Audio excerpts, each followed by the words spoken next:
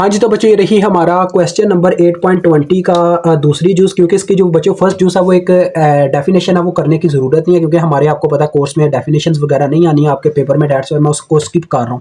तो देखो बच्चों, वो कहता है कंप्यूट करें, मीन को फाइंड आउट करें, वेरियंस को फाइंड आउट करें और स्टैंडर्ड डेविएशंस को और कोफिशिएंट ऑफ वेरिएशन को। तो बच्चों मैं इन सबके पहले फार्मूले लिखता हूँ, फिर नीचे हम फाइंड आउट करते हैं, ठीक है जी। तो बच्चों मीन मैंने आपको बताया था एग्जाम्पल्स में मीन कैसे निकालते हैं। मीन का फार्मूला हमारे पास होता है ई ऑफ, अब ये एक्स है ना तो एक्स यहाँ पे पुट होगा, ई ऑफ एक्स, इसका फार्मूला होता है sigma of x multiply with probability of x. यानी कि हमने इनको मल्टीप्लाई करके जो भी वैल्यूज आ रही होती हैं हर पॉइंट पे, उन सब पॉइंट्स को जमा करके जो हमारे पास आंसर आता है वो ई ऑफ एक्स के बराबर होता है, ठीक है जी। जबकि जो आपका वेरिएंस का फार्मूला होता है बच्चों, वेरिएंस का देखें, variance is equal to, variance का जो आपका फार्मूला होता है, इसको वैसे वेरिएंस को बच्चों डिनोट किया जाता होता है इस साइन के साथ, ठीक है जी। ये स्केयर होता है, वेरिएंस के फॉर्म में ये स्केयर होता है इस चीज़ का, जो कि एक्स पे डिपेंड कर रहा है, ठीक है जी। ये इसका साइन होता है, तो ये बराबर होता है बच्चों किस चीज़ के, E of X square minus E of X whole का स्केयर। बच्चों ये इसका फार्मूला होता है, यानी कि मीन हमें दो तरह का निकालना पड़ता है, एक mean simple E of x जो हमारा वैसे ही निकल आएगा, और एक मीन हमें ई ऑफ एक्स स्केयर का निकालना पड़ता है, यानी कि वेरिएबल का स्केयर। मैंने इक्वेशन बताई थी एग्जांपल में, तो ये हमें फिर मिल जाता है। तो जो भी आपका बच्चों वेरिएंस आएगा ना, वही हमें स्टैंडर्ड डेविएशन निकाल के दे देगा। स्टैंडर्ड डेविएशन को इस तरह से मेंशन किया जाता है, देखें ये तरीकाकार है, एस से स्टैंडर्ड हो गया और डी से डेविएशन हो गया। तो ये बच्चों बराबर होता है under root of sigma square X, यानी इसका अगर अंडर रूट ले लिया जाए वेरिएंस की वैल्यू का, तो हमें ये स्टैंडर्ड डेविएशन मिल जाता होता है। और कोफिशिएंट ऑफ वेरिएशन का क्या मतलब के फार्मूला होता है, देखो उसका बच्चों काफ़ी सिंपल है। उसको कोफिशिएंट ऑफ वेरिएशन है ना, तो इसको सीवी से मेंशन किया जाता है, सीवी, ठीक है जी। सी से कोफिशिएंट और वी से वेरिएशन। इसका बच्चों फार्मूला होता है, सारे पहले मैं फार्मूले लिख रहा हूँ, देख लें आपके लिए। तो इसका बच्चों हमारे पास फार्मूला होता है मीन अवर, यानी कि मीन को किससे प्रेजेंट किया गया, ई ऑफ एक्स के साथ, ठीक है जी। ये मैंने ई ऑफ एक्स लिख दिया, अवर मीन अवर स्टैंडर्ड डेविएशन, ठीक है जी। ये फार्मूला होता है मीन अवर स्टैंडर्ड डेविएशन, जो कि आपको पता क्या आनी है, under root of sigma square X, ठीक है जी, मल्टीप्लाई विद 100%। ये फार्मूला होता है बच्चों कोफिशिएंट ऑफ वेरिएशन निकालने का, ठीक है जी। मैंने सारे फार्मूलाज लिख दिए हैं, अब हम इन सबको फाइंड आउट करना स्टार्ट करते हैं। पहले बच्चों टेबल ही बनाना पड़ेगा, यहाँ पे भी पहले एक्स लिख लेता हूँ, फिर मैं लिख लेता हूँ पी ऑफ एक्स। तो बच्चों देखो एक्स की क्या वैल्यूज़ है, 0 है, 1 है, 2 है, 3 है, 4 है, 5 है, 5 तक गई हैं ये वैल्यूज़, ठीक है जी। अब इनके दरमियान एक लाइन लगा लेते हैं। फुट्टा पास रखिएगा जब आपका पेपर हो इसका, क्योंकि फुट्टे की काफ़ी ज़रूरत पड़ती है। अच्छी तरह से डिज़ाइनिंग करके देंगे टीचर को तो वो इम्प्रेस भी होगा।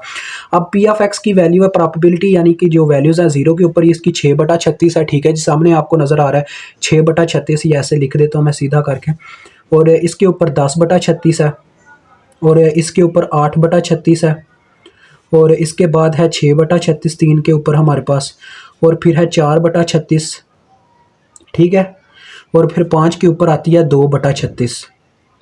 अब नेक्स्ट बच्चों हमें क्या फाइंड आउट करना है, हमें देखो हमें मीन को फाइंड आउट करना है ना। एक लाइन आप बढ़ा दें, क्योंकि एक लाइन बढ़ानी पड़ती है जिसमें हम मीन टोटल लिखते हैं नीचे ओवरऑल। तो देखो बच्चों जरा गौर करो, मीन के फार्मूले के लिए हमें एक्स और पी एक्स का मल्टीपल चाहिए। सिग्मा का मतलब है सारी वैल्यूज को जमा करना है, हर पॉइंट की वैल्यू को। तो सिग्मा तो हम यहाँ पे कार ही लेंगे नीचे वाली ये इस लाइन पे, लेकिन पहले मुझे क्या करना होगा, एक्स और पी एक्स का मल्टीपल निकालना होगा। तो देखो ये यहाँ पे मैं एक्स और पी एक्स को मल्टीपल करने लगा हूँ इस मतलब के सेटल के अंदर, ये जो सेट है ना इसके अंदर। तो देखो 0 यानी कि आमने सामने वाली वैल्यूज मल्टीप्लाई होती जाएंगी। 0 जब इससे मल्टीप्लाई होगा इसको भी 0 कर देगा, जब 1 इसके साथ मल्टीप्लाई होगा ये वही आ जाएगा 10/36। जब 2 इससे मल्टीप्लाई हुआ तो ये आ जाएगा बच्चों 16/36, ठीक है। जब 3 इससे ज़रब हुआ, 3 6 12 18, तो ये आ गया 18/36। 4 इससे ज़रब हुआ तो ये आ गया 16/36। 5 इससे ज़रब हुआ तो ये आ गया 10/36, ठीक है बच्चों, ये चीज़ आ गई। तो देखो अब जो आपके पास ई ऑफ एक्स होगा ना, वो पता है क्या होगा, इन सबको आप कैलकुलेटर पे जमा कर दोगे आपस में। 10 जमा, ये वैसे ही देखो कैलकुलेटर पे क्या जाना, देखो 16 जमा 16 32 हो गया, 32, और ये देखो 10 32 और 10 कितना 42, 42 और 10 कितना हो गया बच्चों 42 और 10 52, 52 में बच्चों 8 जमा करें तो 60, 60 में 10 जमा किया 70, 70/36 आ रहा है, 70/36। इसको अगर आप इशारिये की फॉर्म में लिखो तो कितना बन जाएगा, ये कैलकुलेटर ही हमें बताएगा जी। कैलकुलेटर पे अरे भाई 70/36 करके दिखाओ कितना होता है। तो ये बच्चों 1.94 वैल्यू आ गई है, ठीक है जी 1.94। अब बच्चों आपको मैं एक बात यहाँ पे बताऊं, देखें ज़रा गौर कीजिएगा। अब आगे का जो मतलब कि हमारा स्केल है, देखें ये तो मीन हमने वैसे ही फाइंड आउट कर लिया, यहीं पे मीन फाइंड आउट हो गया। यही मीन का फार्मूला था ना, देखें ई ऑफ एक्स से मीन को प्रेजेंट करते हैं और यही हमने फाइंड आउट करना था। यानी कि सिग्मा बस ये कह रहा था कि इन सब वैल्यूज़ को, यानी कि इन सब के मल्टीपल को मल्टीप्लाई करके सबको जमा करना है। तो ये हमने सबको क्या किया, मल्टीप्लाई कर लिया हुआ था, फिर इन सबको जमा किया आपस में। तो ये फिर हमारे पास सिग्मा का रूल भी प्ले होगा और ये मीन का हमारे पास क्या आ गया, वैल्यू आ गया। अब बच्चों देखो वेरिएंस में क्या चीज़ चाहिए, वेरिएंस में हमें दो चीज़ों की ज़रूरत होती है, एक ई ऑफ एक्स की और एक ई ऑफ एक्स स्क्वायर की। अब मेरे पास ई ऑफ एक्स तो है, ये ई ऑफ एक्स है, ये जो हमारे पास वैल्यू आ गई है। ई ऑफ एक्स स्क्वायर कैसे निकालूंगा बच्चों, देखो ई ऑफ एक्स स्क्वायर के केस में पता है बच्चों क्या होगा, सिर्फ आपके पास x का स्क्वायर आ जाएगा, प्रोबेबिलिटी एज इट एज ही उसके साथ मल्टीप्लाई होगी, यानी कि आपके पास वही ई ऑफ एक्स का फार्मूला लगेगा। बस क्या होता है जी, ई ऑफ एक्स स्क्वायर के केस में बस ये होता है बच्चों, देखो ये मैं फाइंड आउट कर रहा हूँ अब, तो बस x का स्क्वायर हो जाता होता है और पी ऑफ एक्स उसके साथ वैसे की वैसे ही मल्टीप्लाई हो रही होती है, क्योंकि बच्चों पॉइंट के चेंज होने से कोई फर्क नहीं पड़ता, वैल्यू वही पॉइंट, यानी कि अगर मैं 0 पुट करता हूँ ना तो इसी पॉइंट की प्रोबेबिलिटी आएगी, चाहे वो कोई भी पॉइंट बनता हो, ठीक है, मल्टीप्लाई होने के बाद। तो देखो अब मैं ई ऑफ एक्स स्क्वायर यहाँ पे फाइंड आउट करने लगा हूँ, देखें जरा, 0 का स्क्वायर आएगा 0, जो इससे मल्टीप्लाई होकर इसको भी 0 ही कर देगा। 1 का स्क्वायर 1 नहीं आना, तो जब मैं इसको ज़रब दूंगा इसके साथ 10/36 के साथ, तो ये 10/36 ही आ जाएगा। आगे देखें, अब 2 का स्क्वायर 4 आता है, 4 को जब मैं पी ऑफ एक्स से ज़रब दूंगा, मैं क्या करता जा रहा हूँ, एक्स का स्क्वायर लेता जा रहा हूँ 1 बाय 1। देखें 2 का स्क्वायर 4 आ गया, 4 को जब मैंने 8 से ज़रब दी, 8 32 बनता है, 32/36 आ गया, ठीक है जी बच्चों। उसके बाद देखो 3 का स्क्वायर लिया, 9 आया, 9 को 6 से ज़रब दी तो ये 54 होता है, 54/36 आ गया, ठीक है। 4 का स्क्वायर होता है बच्चों 16, 16 ज़रबे 4 64, तो 64/36 आ गया, ठीक है। आगे नेक्स्ट देखो 5 का स्क्वायर होता है 25, यानी कि एक्स का स्क्वायर हो गया 25, और इसको पी ऑफ एक्स से ज़रब दी तो 25 ज़रबे 2 50, 50/36। अब इसको भी कैलकुलेटर पे हल करते हैं तो ये हमें ई ऑफ एक्स स्क्वायर दे देगा, जिसकी हमें ज़रूरत थी। उसके बाद बच्चों सारा काम हमारा इक्वेशंस में ही हो जाना है, ठीक है, फिर हमें कोई काम करने की ज़रूरत नहीं है। यहाँ पे देखो ये मैं कैलकुलेट करके फिर आपको बताता हूँ कितना आता है, या हो सकता है यार इतना मुश्किल काम को नहीं है।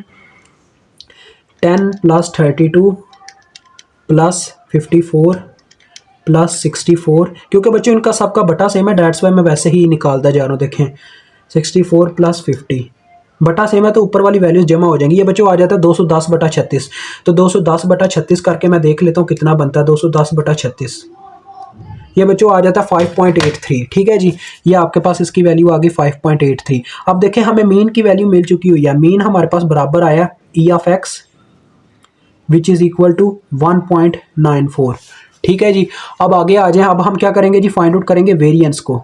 वेरिएंस का क्या फार्मूला था, ई ऑफ एक्स स्क्वायर, यानी ये वाला, ये देखें मैंने लिख के बताया, E of X square minus E of X whole का स्क्वायर। तो ई ऑफ एक्स स्क्वायर की कितनी वैल्यू आई है 5.83 minus E of X whole का स्क्वायर, यानी कि ई ऑफ एक्स की वैल्यू और इसका होल स्क्वायर ऐसे। तो इसकी वैल्यू देखते हैं कितनी आती है बच्चों, देखते हैं 5.83 माइनस 1.94 होल का स्क्वायर, तो ये बच्चों मेरे पास आ गया 2.06, ठीक है जी 2.066 इस तरह से आ रही है। तो बच्चों ये भी वैल्यू आ गई। अब देखें वेरिएंस के बाद हमने निकालना था स्टैंडर्ड डेविएशन। तो स्टैंडर्ड डेविएशन के लिए मैंने आपको बताया स्टैंडर्ड डेविएशन का असल मतलब होता है मतलब फार्मूला होता है अंडर रूट ऑफ वेरिएंस। तो वेरिएंस आपके पास 2.00066 आया, तो इसका अंडर रूट ले लो सीधा सीधा इसकी वैल्यू का, तो बच्चों ये आ गया 1.47, ठीक है जी। ये वैल्यू आ गया स्टैंडर्ड डेविएशन की। अब लास्ट में क्या रह गया हमारे पास, कोफिशिएंट, सॉरी बच्चों ये थोड़ा हिल गया, ये अभी ठीक हो गया, ठीक है जी। तो लास्ट में रह गया कोफिशिएंट ऑफ वेरिएंस, ठीक है जी। तो इसको हमने कैलकुलेट करना है CV को। तो बच्चों इसका फार्मूला भी मैंने आपको लिख के बता दिया हुआ है, देखें CV dot is equal to E of X की वैल्यू जो कि 1.94 है, अवर स्टैंडर्ड डेविएशन का फार्मूला मैंने लिखा था, यानी कि स्टैंडर्ड डेविएशन की वैल्यू ही एग्जैक्ट यहाँ पे पुट करेंगे ना, जो कि क्या है बच्चों 1.437 मल्टीप्लाई बाय 100%। अब इसको कैलकुलेट करें कैलकुलेटर पे, 1.94 डिवाइडेड बाय 1.437, तो बच्चों ये आ गया हमारे पास, ये कुछ ज़्यादा ही नहीं आ गया,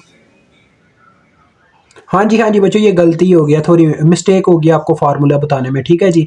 तो ये ज़रा अपनी मिस्टेक ठीक कर लें, वो ये है, ये फार्मूला थोड़ा उल्टा हो गया बच्चों मुझसे।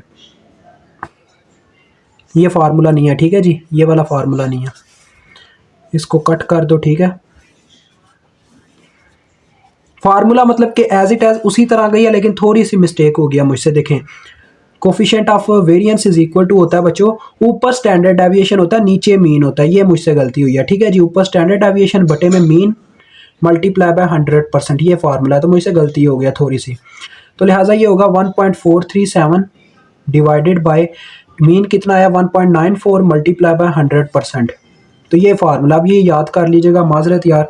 तो ये आ गया बच्चों 0.74 को 100 से ज़रब देंगे, आ जाएगा 74.07%। ठीक है जी, आपका आंसर आ गया। मुझे उम्मीद आपको समझ आ गई होगी। ये सारे फार्मूले याद कर लें, अपना फार्मूला ठीक कर लें, ठीक है जी। ये स्टैंडर्ड कोफिशिएंट ऑफ वेरिएंस का।